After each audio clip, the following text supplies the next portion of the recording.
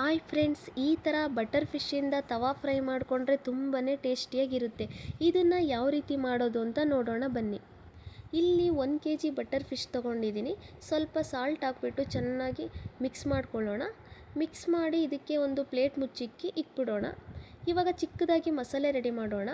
ಇಲ್ಲಿ ಕಾಳು ಮೆಣಸು ತೊಗೊಂಡಿದ್ದೀನಿ, ಕಾಲು ಸ್ಪೂನು ಜೀರಿಗೆ ಮತ್ತು 6-7 ಒಣಮೆಣಸಿನ್ಕಾಯಿ ಮತ್ತು ಚಿಕ್ಕದಾಗಿರೋ ಲೆಮನ್ ಗಾತ್ರ ಹುಣಸೆಹಣ್ಣು, 2 ಬೆಳ್ಳುಳ್ಳಿ, ಕರಿಬೇವಿನ ಸೊಪ್ಪು. ಇವಾಗ ಫಸ್ಟಿಗೆ ನಾವಿಲ್ಲಿ ಒಣಮೆಣಸಿನ್ಕಾಯಿನ ಹುರ್ಕೊಳ್ಳೋಣ. ಸ್ವಲ್ಪ ಆಯಿಲ್ ಹಾಕ್ಕೊಂಡಿದ್ದೀನಿ, ಘಾಟಾಗುತ್ತೆ ಅಂದ್ಬಿಟ್ಟು. ಇದು ರೆಡಿಯಾಗಿದೆ. ಇದನ್ನೆಲ್ಲ ಮಿಕ್ಸಿ ಜಾರಿಗೆ ಹಾಕ್ಕೊಳ್ಳೋಣ. ಹುಣಸೆ ಹಣ್ಣು ಮತ್ತು ಬೆಳ್ಳುಳ್ಳಿ, ಕರಿಬೇವಿನ ಸೊಪ್ಪು, ಒಣಮೆಣಸಿನ್ಕಾಯಿ ಹಾಗೆ ಜೀರಿಗೆ, ಮೆಣಸು ಎಲ್ಲನೂ ಇದಕ್ಕೆ ಹಾಕ್ಕೊಳ್ಳೋಣ. ಇವಾಗ ಸ್ವಲ್ಪ ಸಾಲ್ಟ್ ಹಾಕ್ಕೊಂಡು ಮತ್ತೆ ನೀರು ಹಾಕ್ಕೊಳ್ಳೋಣ.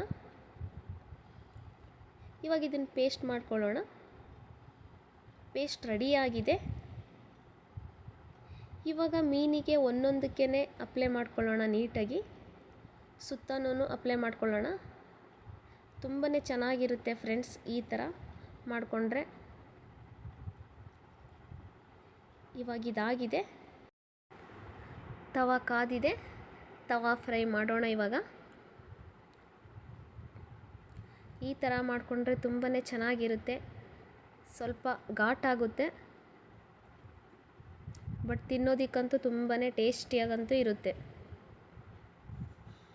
ಒಂದು ಸೈಡ್ ಆಗಿದೆ, ಇನ್ನೊಂದು ಸೈಡು ಉಲ್ಟಾ ಮಾಡಿ ಹಾಕೋಣ. ಇವಾಗ ಇದನ್ನು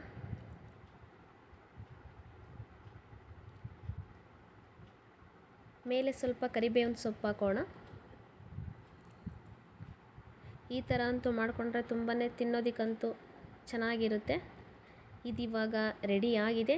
ಹೇಗಿತ್ತು ಅಂತ ಹೇಳಿ ಫ್ರೆಂಡ್ಸ್. ಲೈಕ್ ಮಾಡಿ, ಶೇರು, ಕಮೆಂಟು ಹಾಗೆ ಸಬ್ಸ್ಕ್ರೈಬ್ ಮಾಡೋದನ್ನು ಮರಿಬೇಡಿ.